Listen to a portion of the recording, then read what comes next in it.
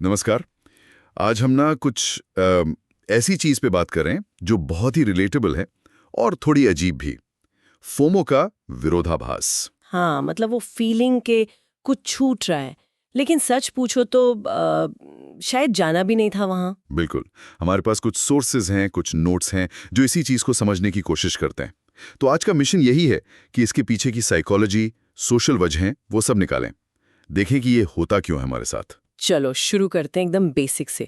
FOMO मतलब fear of missing out है क्या ये सिंपल भाषा में? ये वही है ना, वो चिंता की यार दूसरे लोग कुछ मजेदार कर रहे हैं, कुछ फायदेमंद एक्सपीरियंस कर रहे हैं और हम उसका हिस्सा नहीं है।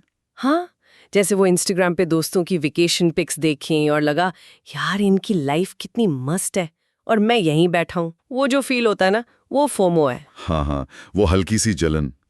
लेकिन पैराडॉक्स, विरोधाभास कहाँ है इसमें? विरोधाभास ये है कि मान लो हम घर पे हैं, आराम से चिल कर रहे हैं, टीवी देख रहे हैं या कुछ पढ़ रहे हैं अपनी मर्जी से, और तभी पता चलता है कि अले वो दोस्त लोग तो कहीं बाहर हैं, पार्टी कर रहे हैं। हाँ। और एकदम से ना थोड़ा बुरा लगता है कि यार मैं मिस कर रहा हूँ। जबकि सच तो ये है कि अगर किसी ने बुलाया भी होता तो शायद हम जाते ही नहीं, थके हुए थे या मन नहीं था। एग्जैक्टली। यही तो फिर डर क्यों? अगर जाना ही नहीं था तो छूट जाने का डर कैसा? ये आता कहाँ से है? देखो, इसके पीछे ना काफी गहरी साइकोलॉजिकल वजह है। पहली तो जुड़ी है हमारे एवोल्यूशन से, हमारे क्रमिक विकास से। एवोल्यूशन मतलब हजारों साल पहले वाली बात। हाँ, सोचो, जब इंसान छोटे ग्रुप्स में, कबीलों में रहते थे, तब ग्रुप से बाहर होना मतलब लिटरली जान का खतरा। अच्छा, कैसे? अरे खाना, सेफ्टी, पार्टनर, सब कुछ ग्रुप में रहने पे डिपेंड करता था। अकेले पड़ गए मतलब मुश्किल। तो ग्रुप से जुड़े रहना एक बेसिक सर्वाइवल इंस्टिंक्ट बन गया। ओके, मतलब हमारे दिमाग में एक तरह का सोशल रडार फिट हो गया जो हमेशा चेक करता रहता है कि हम ग्रुप के साथ हैं या नहीं। हाँ, बिल्कुल। और ये सिस्टम ना बहुत सेंसिटिव है, सेफ्टी के लिए थोड़ा ओवर अलर्ट रहता है, फॉल्स पॉजिटिव्स देता है। तो आज भले ही किसी पार्टी में ना जाना जानलेवा ना हो, वो पुराना वाला सिस्टम खतरे का सिग्नल भेज सकता है कि अरे तुम अलग हो रहे हो। हाँ। और उसी से चिंता होती है। ओह, इंटरेस्टिंग। मतलब हजारों साल पुरानी वायरिंग आज भी हमें पोक करती रहती है। और क्या वजह है? दूसरी एक काफी इंटरेस्टिंग थियोरी है, ऑप्शनैलिटी हाइपोथेसिस। मतलब हमें सिर्फ चीजें करना ही पसंद नहीं है, बल्कि ये जानना भी अच्छा लगता है कि हमारे पास करने के ऑप्शंस हैं, चॉइसेस हैं, भले ही हम उन चॉइसेस को यूज करें या ना करें। अच्छा, मतलब सिर्फ ये पता होना कि हाँ मैं चाहूँ तो जा सकता हूँ, ये भी इम्पोर्टेंट है। हाँ, ये हमें एक सेंस ऑफ कंट्रोल देता है, एजेंसी फील होती है। तो जब कोई इवेंट हमारे बिना होता है ना, तो हमें सिर्फ उस इवेंट के छूटने का दुख नहीं होता, हमें एक ऑप्शन के खत्म हो जाने का भी दुख होता है, जैसे एक दरवाजा बंद हो गया। समझ गया, समझ गया। जैसे कि वो ऑप्शन था मेरे पास, बिल्कुल। पर अब नहीं रहा, भले ही मुझे वो ऑप्शन लेना ही नहीं था। हाँ। ये तो फील तो होता है। और तीसरा बड़ा फैक्टर है सोशल कंपैरिजन थ्योरी। हम अपनी वैल्यू, अपनी पहचान अक्सर दूसरों से तुलना करके ही तय करते हैं। हाँ, ये तो है। और सोशल मीडिया ने तो इसको मतलब नेक्स्ट लेवल पे पहुंचा दिया। बिल्कुल, हम लगातार दूसरों की लाइफ के बेस्ट बिट्स देखते रहते हैं, उनकी हाईलाइट वो रील। क्या, और सवाल ये नहीं रहता कि क्या मुझे इस पार्टी में जाना था। सवाल बन जाता है कि मेरा वहां ना होना मेरे बारे में क्या कहता है। क्या मैं उतना सोशल नहीं हूँ? क्या मैं इंपॉर्टेंट नहीं हूँ? एग्जैक्टली, हमारी आइडेंटिटी से जुड़ जाता है, हमारी सेल्फ वर्थ से। और इसीलिए चिंता पैदा करता है, भले ही उस स्पेसिफिक इवेंट में हमारी जीरो इंटरेस्ट हो। तो ये तो हुई साइकोलॉजिकल जड़ें। लेकिन रोजमर्रा में हमारा दिमाग कैसे खेलता है ये गेम? कुछ सोचने के तरीके, कुछ बायसेस भी होंगे जो हमें इस पैराडॉक्सिकल फोमो में फंसाते हैं। हाँ, बिल्कुल। कई सारी कॉग्निटिव बायसेस हैं। जैसे एक है अवेलेबिलिटी ह्यूरिस्टिक। अवेलेबिलिटी ह्यूरिस्टिक मतलब जो जानकारी हमें आसानी से मिल जाती है ना, हमारा दिमाग उसी को ज्यादा तवज्जो देता है। सोशल मीडिया पर क्या दिखता है, लोगों की पार्टियां, वेकेशन, सक्सेस, उनकी लाइफ की हाइलाइट्स, क्योंकि यही आसानी से अवेलेबल है, हमें लगने लगता है कि उनकी पूरी जिंदगी ही ऐसी है, हमेशा मजेदार। हाँ, और हम उनकी उस बेस्ट रील को अपनी पूरी बिहाइंड द सीन्स फुटेज से कंपेयर करते हैं, जिसमें बोरियत भी है, थकान भी है, नॉर्मल पल भी हैं। जाहिर है अपनी लाइफ फीकी लगेगी फिर। बिल्कुल। दूसरा है एंटिसिपेटेड रिग्रेट और काउंटर फैक्चुअल थिंकिंग। मतलब बाद में सोचना, काश चला गया होता यार, कितना मजा आता। हाँ हाँ, ये होता है। हम अक्सर ओवर एस्टिमेट करते हैं कि हमें कितना मजा आता। इसे अफेक्टिव फोरकास्टिंग एरर भी कहते हैं। और हम वो असली वजह भूल जाते हैं जिनकी वजह से हमने ना जाने का फैसला किया था।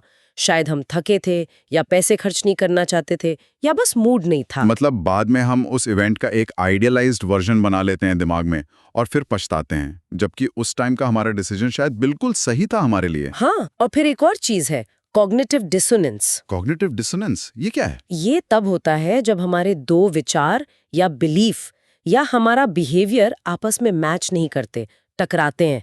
जैसे मान लो आप खुद को एक बहुत सोशल एक्टिव इंसान मानते हो। हाँ मुझे लोगों से मिलना पसंद है, या आपकी सेल्फ इमेज है। हाँ। लेकिन असल में आप अक्सर शाम को घर पे रहना पसंद करते हो। मैं आज भी घर पे हूँ। अब ये दोनों चीजें टकरा गई, दिमाग में एक टेंशन पैदा होती है, डिस्कम्फर्ट होता है। अच्छा। इस डिस्कम्फर्ट को कम करने के लिए भी फोमो पैदा हो सकता है। यहाँ चिंता असल में इवेंट मिस करने की नहीं है, बल्कि अपनी सेल्फ इमेज पे सवाल उठने की है। क्या मैं वाकई वैसा हूँ जैसा मैं सोचता हूँ? बाप रे। दिमाग तो काफी तिकड़म लगाता है। अच्छा, ये तो भी सोचने की बात है, पर क्या न्यूरोसाइंस लेवल पे ब्रेन में भी कुछ होता है इससे रिलेटेड? हाँ, ये और भी फैसिनेटिंग है। रिसर्च दिखाती है कि जब हमें सोशल एक्सक्लूजन महसूस होता है, मतलब सामाजिक तौर पे अलग थलग महसूस करना, हाँ। तो हमारे दिमाग के वो हिस्से एक्टिवेट होते हैं जो फिजिकल पेन यानी शारीरिक दर्द महसूस करते हैं, जैसे एंटीरियर सिंगुलेट कॉर्टेक्स और एंटीरियर इंसुला। इसे सोशल पेन कहते हैं। एक मिनट, क्या सोशल एक्सक्लूजन से फिजिकल पेन जैसा फील होता है ब्रेन को, सच में? हाँ, न्यूरोलॉजिकल लेवल पर। ये मजाक नहीं है। और सबसे हैरान करने वाली बात ये है कि ये सिस्टम तब भी एक्टिवेट हो जाता है जब हमें पता हो कि ये एक्सक्लूजन जानबूझकर नहीं है, या इसका कोई रियल मतलब नहीं है। जैसे? एक फेमस एक्सपेरिमेंट है साइबर बॉल गेम। इसमें पार्टिसिपेंट्स को पता होता है कि वो कंप्यूटर के साथ बॉल कैच खेल रहे हैं, और कंप्यूटर उन्हें जानबूझकर बॉल पास नहीं कर रहा। फिर भी उनके ब्रेन में सोशल पेन वाले एरिया एक्टिवेट हो जाते हैं और उन्हें बुरा लगता है। अरे बाप रे, मतलब ये ऑटोमेटिक रिस्पॉन्स है, लॉजिक काम नहीं करता उस वक्त, दिमाग बस दर्द का सिग्नल भेजता है। बिल्कुल। और हमारा डोपामीन रिवॉर्ड सिस्टम भी इसमें शामिल है। डोपामीन सिर्फ तब नहीं रिलीज होता जब हमें कुछ अच्छा मिलता है, रिवॉर्ड मिलता है, राइट। बल्कि तब भी होता है जब हमें रिवॉर्ड मिलने की उम्मीद होती है। एंटिसिपेशन में। अच्छा। सोशल इवेंट्स में क्या होता है, अनसर्टेनिटी होती है। कितना मजा आएगा, कौन मिलेगा, क्या नया होगा, ये अनिश्चितता अपने आप में रिवॉर्डिंग हो सकती है। तो जब हमें पता चलता है कि कोई इवेंट चल रहा है, हमारा रिवॉर्ड सिस्टम एक्टिवेट हो जाता है ये सोच के कि वहाँ क्या क्या पॉजिटिव चीजें हो सकती हैं। और हम घर बैठे? हाँ, तो हमारे घर बैठे होने की रियलिटी और वहाँ मिलने वाले पोटेंशियल रिवॉर्ड के बीच का जो गैप है, उसे ब्रेन प्रेडिक्शन एरर की तरह लेता है, और ये एरर हमें बुरा फील कराता है। उफ, ये तो मतलब पूरा केमिकल लोचा है। और जाहिर सी बात है इसमें सोशल मीडिया का रोल तो बहुत बड़ा होगा। ओ बिल्कुल। सोशल मीडिया ने एक चीज पैदा की है जिसे रिसर्चर्स कहते हैं एम्बिएंट अवेयरनेस। मतलब हमें लगातार बैकग्राउंड में दूसरों की लाइफ की अपडेट्स मिलती रहती हैं हर वक्त। हाँ, वो फीड स्क्रॉल करते हुए। पहले क्या था, अगर हमें किसी पार्टी का पता ही नहीं चला तो फोमो होगा कैसे, बात खत्म। अब real time updates, stories, photos, check ins, वो लगातार याद दिलाते रहते हैं कि देखो तुम यहाँ नहीं हो। हाँ, और शायद पहले अज्ञानता में ही सुख था, और एल्गोरिथम्स वो भी तो आग में घी डालते होंगे। बिल्कुल, इसे एल्गोरिथमिक एम्प्लीफिकेशन कहते हैं।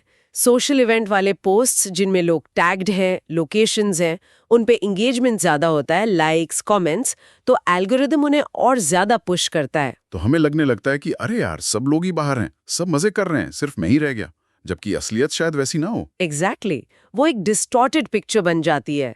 और एक और चीज आपने कही थी, वो कॉन्टेक्स्ट कोलैप्स। हाँ, फेसबुक पे, इंस्टा पे, स्कूल के दोस्त, कॉलेज के दोस्त, ऑफिस वाले, रिश्तेदार, सब एक ही जगह। हाँ, तो हम अनजाने में खुद को एक बहुत बड़े, बहुत अलग अलग तरह के लोगों के ग्रुप से कंपेयर करने लगते हैं। और इतने बड़े ग्रुप में तो कोई ना कोई हमेशा कुछ ना कुछ हमसे बेहतर या ज्यादा एक्साइटिंग कर रहा होगा, तो कंपैरिजन कभी खत्म ही नहीं होता। सही बात है, इससे फोमो का प्रेशर लगातार बना रहता है। ये सब सुनकर लग रहा है कि ये फोमो सिर्फ इवेंट मिस करने का डर नहीं है, ये हमारी पहचान, हमारे सेल्फ से बहुत गहराई से जुड़ा है। बिल्कुल। यहाँ पर परफॉर्म्ड आइडेंटिटी बनाम फेल्ट एक्सपीरियंस का कॉन्सेप्ट आता है। Performed identity? हाँ, मतलब वो पहचान जो हम सोशल मीडिया पर दिखाते हैं। हम एक कहानी सुनाते हैं अपने पोस्ट से कि हम कौन हैं, हमारी लाइफ कैसी है। सोशल इवेंट्स में जाना इस कहानी के लिए कंटेंट देता है। देखो, मैं कितना सोशल हूँ, कितना पॉपुलर हूँ, मेरी लाइफ कितनी इंटरेस्टिंग है। और घर पे रहना, उसका कोई दिखाने लायक कंटेंट नहीं बनता। कौन पोस्ट करता है कि आज मैं शांति से घर पे हूं? तो चिंता ये नहीं कि घर पे मजा नहीं आ रहा, चिंता ये है कि मेरी असलियत शायद उस इमेज से मैच नहीं करती जो मैं दिखाना चाहता हूं। हाँ, यही। और ये ऑथेंटिक सेल्फ और सोशल ऑब्लिगेशंस का टकराव भी है। शायद मेरी असली इच्छा है कि मैं घर पे रहूं, आराम करूं, पर समाज ने या मैंने खुद को सिखाया है कि सोशल होना चाहिए, बाहर निकलना चाहिए। तो जब मैं अपनी असली इच्छा पूरी करता हूं, घर रहता हूं, तो मुझे लगता है कि मैं कोई सामाजिक उम्मीद तोड़ रहा हूं। फिर डर लगता है लोग क्या सोचेंगे, और कभी-कभी खुद भी जज करते हैं, यार मैं लेजी हो रहा हूं क्या? और ये कंफ्यूजन भी होता होगा कि क्या ये सच में मेरी चॉइस है घर रहना, या मैं किसी एंग्जाइटी या डिप्रेशन की वजह से बच रहा हूं? क्या ये सेल्फ केयर है या सेल्फ सैबोटॉज? ये लाइन बहुत धुंधली हो सकती है। बहुत ज्यादा। और आजकल एक और प्रेशर है, एक्सपीरियंसेस का बोझ, वो मेक मेमोरीज वाला कल्चर। हाँ, हर वीकेंड कुछ करना है। एग्जैक्टली। इसे एक्सपीरियंस एक्यूमुलेशन का कल्चर कह सकते हैं। जिंदगी का मतलब है ज्यादा से ज्यादा अनुभव इकट्ठे करना। तो सोशल इवेंट्स क्या है? वो पोटेंशियल एक्सपीरियंस है। उनको मना करना ऐसा लगता है जैसे हम अपनी लाइफ की वैल्यू कम कर रहे हैं, अपने एक्सपीरियंस अकाउंट में कुछ जोड़ने से चूक रहे हैं। भले ही वो एक्सपीरियंस हमारे लिए मीनिंगफुल ना हो, बस टिक मार्क करने के लिए। हाँ, कुछ हद तक ये सोच क्वांटिटी को क्वालिटी से ऊपर रख देती है कभी-कभी। और यहाँ वो बैरी श्वार्ट्ज की पैराडॉक्स ऑफ चॉइस वाली बात भी आती है। अच्छा, वो कैसे? जब हमारे पास बहुत ज्यादा ऑप्शंस होते हैं ना, तो हमारी सेटिस्फैक्शन कम हो जाती है। हर शाम घर पे बिताने का मतलब है कि आपने कई सारे दूसरे सोशल ऑप्शंस को ना कहा। उन सब ना का कलेक्टिव वेट भी एक अजीब सी बेचैनी पैदा कर सकता है। अरे यार, मैंने इतने सारे ऑप्शंस छोड़ दिए। क्या कुछ लोगों को ये विरोधाभासी फोमो ज्यादा होता है?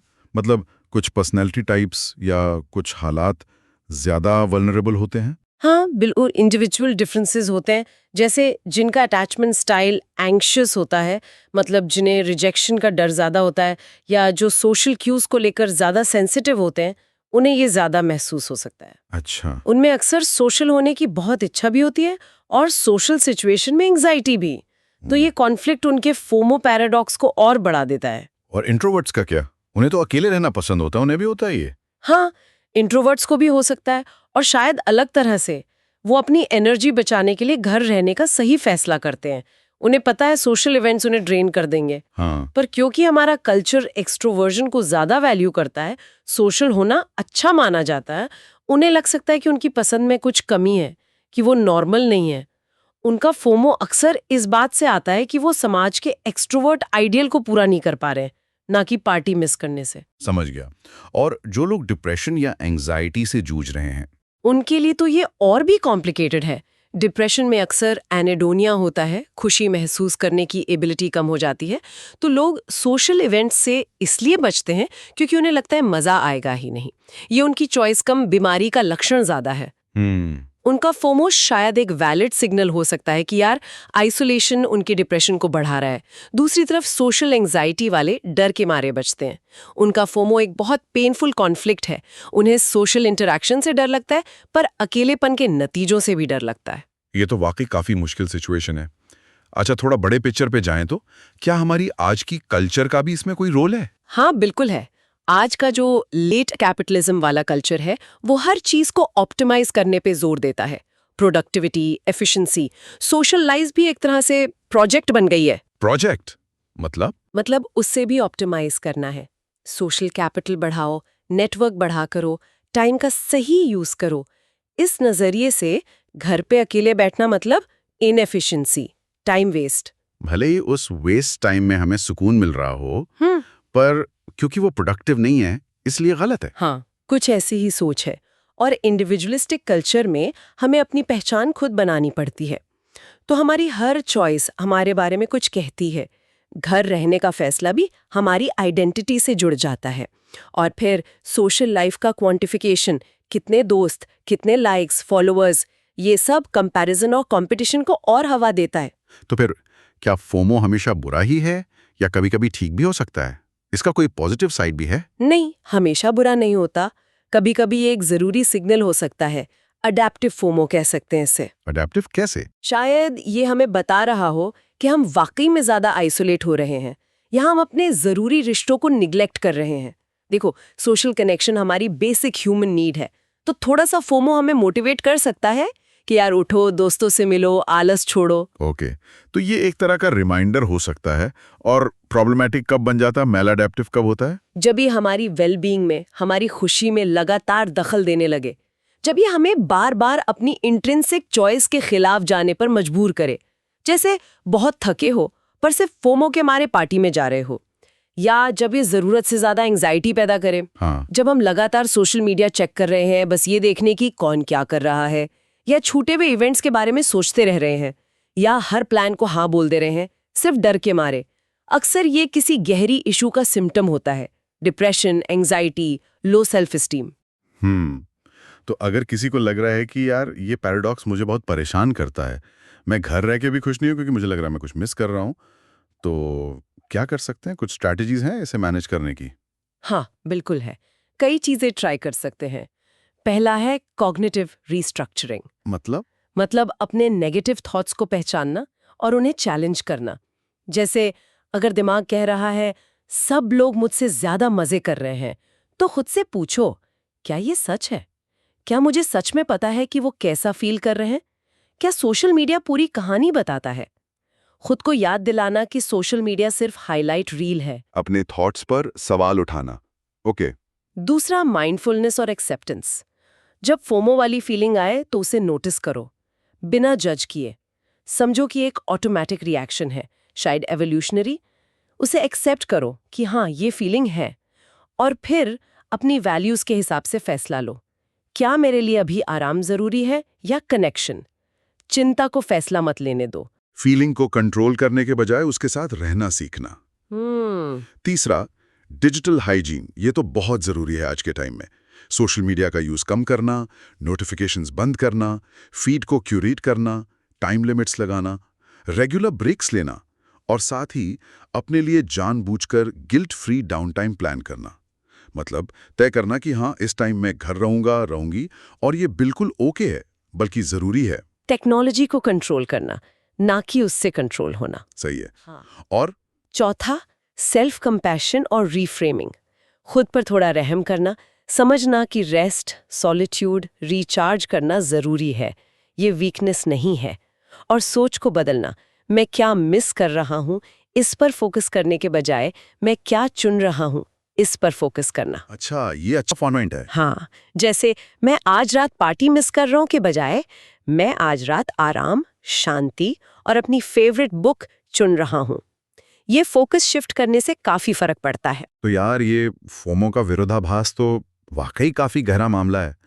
ये सिर्फ एक छोटी सी जलन नहीं है, ये हमारे अंदर की इतनी सारी चीजों का टकराव है। हमारा एवोल्यूशन, हमारे सोचने के तरीके, कल्चर, टेक्नोलॉजी, सब कुछ। हाँ, ये दिखाता है कि कैसे हमारा इमोशनल ब्रेन सोशल सिग्नल्स पे कितनी तेजी से रिएक्ट करता है, इससे पहले कि हमारा लॉजिकल दिमाग ये सोच पाए कि क्या ये सिग्नल मेरे लिए वाकई मायने रखता है। ये आराम और एक्टिविटी, अकेलेपन और जुड़ाव, ऑथेंटिसिटी और सोशल इमेज, इन सब के बीच बैलेंस ढूंढने की एक लगातार चलने वाली कोशिश है। और शायद इसे पूरी तरह खत्म करना मुमकिन भी नहीं है और जरूरी भी नहीं, पर इसे समझना, पहचानना और मैनेज करना सीखा जा सकता है। ये जानना कि कब ये चिंता वैलिड है और कब ये सिर्फ दिमाग का शोर है। दूसरों की चिंता किए बिना। So we hope you liked our today's discussion. For more such discussions, subscribe to our channel, Talk and Heal. See ya.